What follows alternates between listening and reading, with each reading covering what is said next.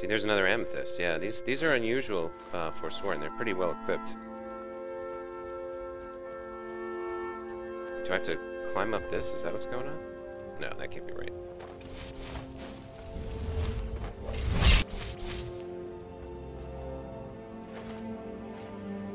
There we go. Okay, so looks like it's time now to head up into this keep, whatever it is. There we go.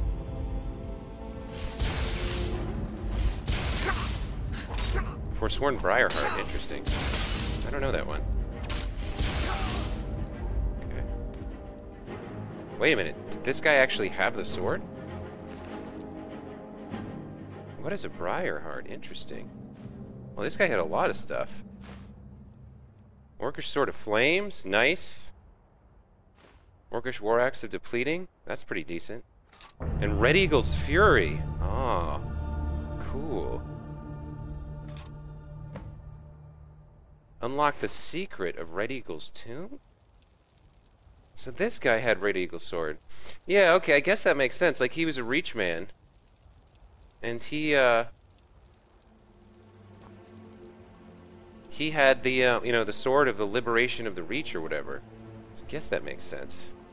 But I don't know why he's out here. Oh man, there's all kinds of stuff going on. Look at this. What is... There's a throne here? And an altar?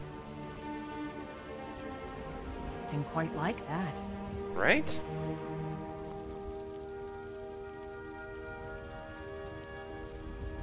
There's an altar here.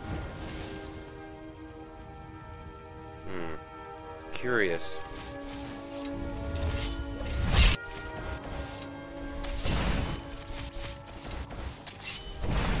I've never been more.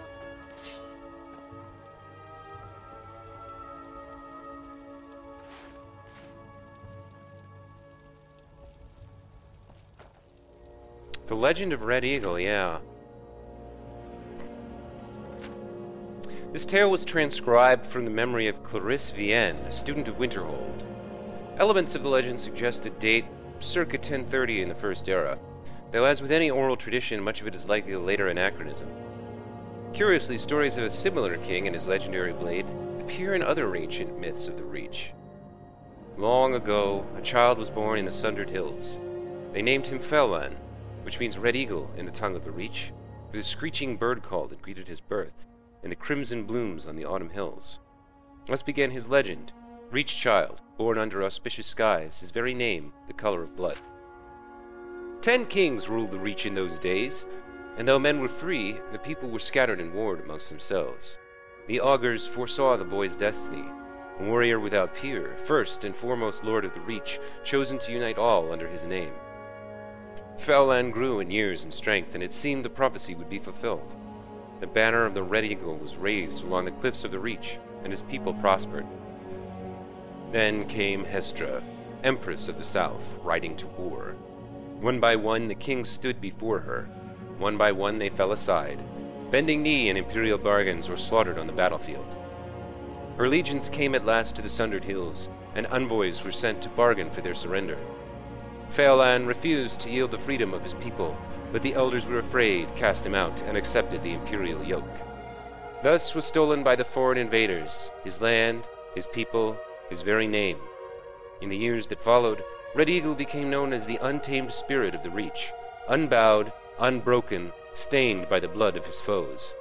He gathered loyal Reachmen to himself, those who clung to the old ways, who yearned for freedom, and forged a new nation. Together they fell upon the occupiers and the traitors by night, disappearing into the cliffs and caves each morn, evading capture. It was not enough. For every imperial patrol and garrison they wiped out, yet more seemed to march from the green south to replace them. One night, under a cloud-choked sky, the men of the Red Eagle warmed themselves over damp fires of smoldering moss. A huddled, shambling figure came to them, cloaked in rags, face cowled. Though his men mocked and cast stones at the stranger, Fellan sensed something, and beckoned. The cowl was thrown back in the dim light, and she revealed herself to be one of the ancient and venerable hag-ravens. She offered power for a price, and a pact was made. Thus was brokered to the witch, his heart, his will, his humanity. From that day forth, his was a spirit of vengeance, pitiless and beyond remorse. The rebels grew in strength and numbers, and none could stand against them. Fowland's eyes burned coldly in those days, black opals reflecting a mind not entirely his own. 2 years passed, and the foreigners were all but driven from the Reach. Such peace could not last, however, and a great host fell upon them, a swift army of invaders unlike any before. For a fortnight, Hestra's generals laid siege to Red Eagle's stronghold, till he himself came forth for battle, alone and robed in nothing but his righteous fury. 1,000 foreigners fell before his flaming sword, and the enemy was routed. Yet, when night fell, so too did he. The warriors who came to him said Fowland's eyes were clear again on that final night. He was taken to the place prepared for him, a tomb hidden deep within the rocks. With his remaining strength he presented his sword to his people, and swore an oath. Fight on, and when at last the Reach is free, his blade should be returned, that he might rise and lead them again. Thus was given for his people, his life, his dream, his sword. But when every debt is repaid in blood, these he shall reclaim once more. So that's the story of Red Eagle. I think I remembered it pretty closely to what it actually turned out to be. But having recovered his sword now from this Dwarven Battle Axe of Winnowing? 30,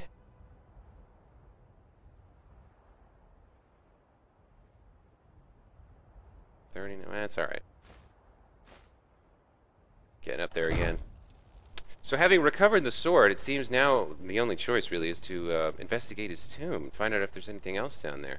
I believe we were given a quest. Yeah, unlock the secret of Red Eagle's tomb. So let's continue down into this tomb and see what we can find.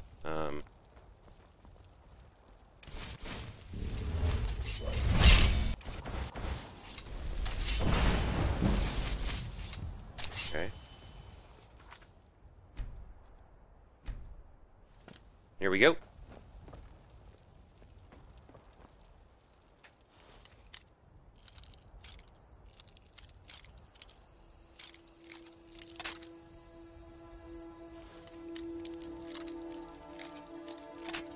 Man, this one's tough.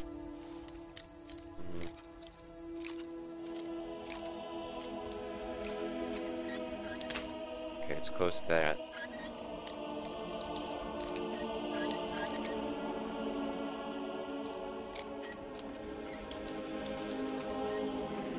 There we go. Okay, wait a minute. I don't know what's in here. We gotta be careful. Legend of Red Eagle, that's what we just read, I believe. Steel plate gauntlets.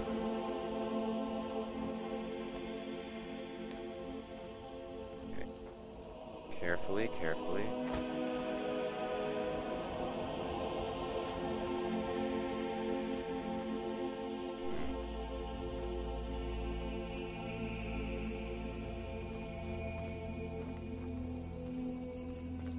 Looks like this drops the drawbridge.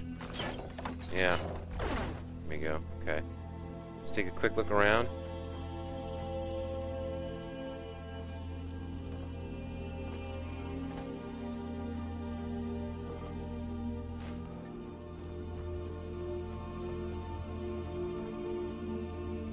Nobody up here. No, they didn't have anyone up here watching.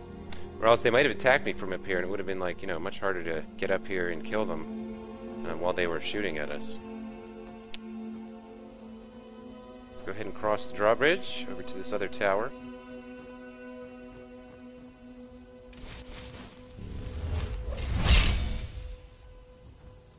We have over here chest. Okay. Oh, what? Okay. Magic potion, a little gold, that's always nice.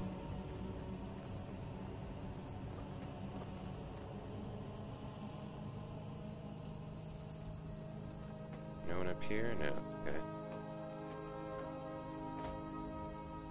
Alright, so nothing up here. Now where was this Red Eagle's tomb they were telling us about? Rebel's Cairn. Okay. Unlock the secrets of Red Eagle's tomb. Interesting. Okay, so I guess we have to travel Red Eagle Redoubt, Sundred Towers, Interesting. Okay, so now we're gonna try to get over here to Rebel's Cairn. Interesting. Okay.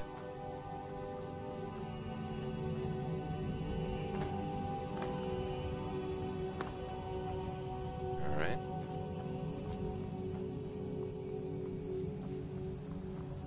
So we're kind of traveling cross country here, so you never know what might approach you. And Lydia's probably trailing behind us. She has trouble, you know, getting up and down the architecture and the geography of the game.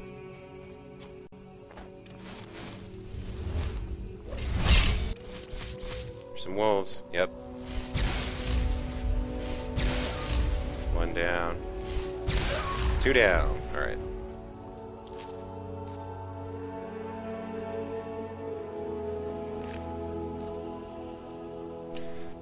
So yeah, I think it's interesting the way this story about Red Eagle kind of illustrates one of the sort of the underlying lessons of the game, or of even of the series, which is that power always comes at a price.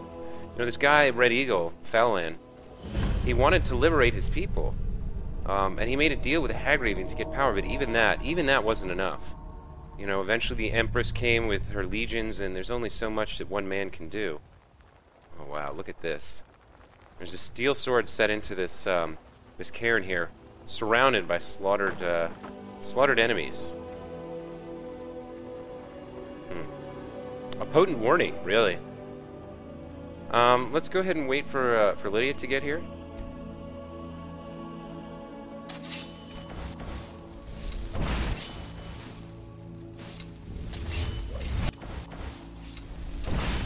How am I missing her?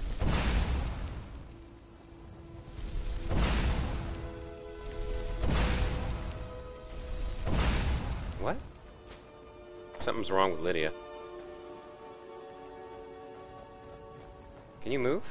She's like stuck in the she's trapped inside the ground there. That's weird. Okay, there we go. Now she's fixed. Oh. Now she's targetable. Excellent. Okay.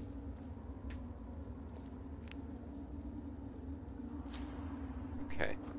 So we've entered Rebel's Cairn, which may be the final resting place of Falan, the legendary merciless spirit of vengeance of the Reach. You know, and we have this famous legendary sword of his too, so it'll be interesting to see, you know, what else we can learn about him here. There's also a lot of mushrooms, which are really good for potions, so I'm going to grab some of these. Okay, I don't see anyone.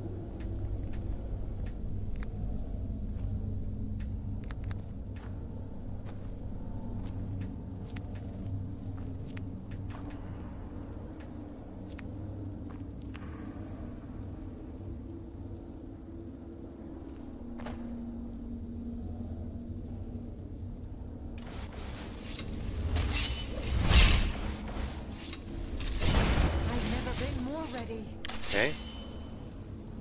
Continue carefully. Here we go. Okay, there's something over there. Some sort of pedestal or altar. We'll check it out. Hang on, let's make sure there's no enemies here. Actually, just framing the camera this way is so cool. It's like, you know, you've got just this scene is so cool. You know, there's like you're in this cave, there's an altar there, the lighting is impressive, there's a smoky urn, you've got a dead body, you know, there's mist and the shaft of sunlight. It's just really well composed, just in and of itself. It's really cool looking. And then there's Adorancel right there creeping in with his, you know, his magical shield on. Lydia creeping in behind him carefully. You know, hands ready to do damage. But it doesn't look like there's any enemies in here. Let's check out this this looks like a dead orc. Oh, he was an adventurer. Interesting. Yeah, see, he's got the book too. He came here looking for Red Eagle too. Let's see what this guy has on him. Just some gold. Poor guy. He went 2H. That's no good. Not for the early levels. And iron armor. You need to have at least steel, man. This guy was a fail gamer. Didn't know what he was doing. Quit early. You know, he probably went to go play Battlefield. And then he went on forums and talked about how Skyrim sucks.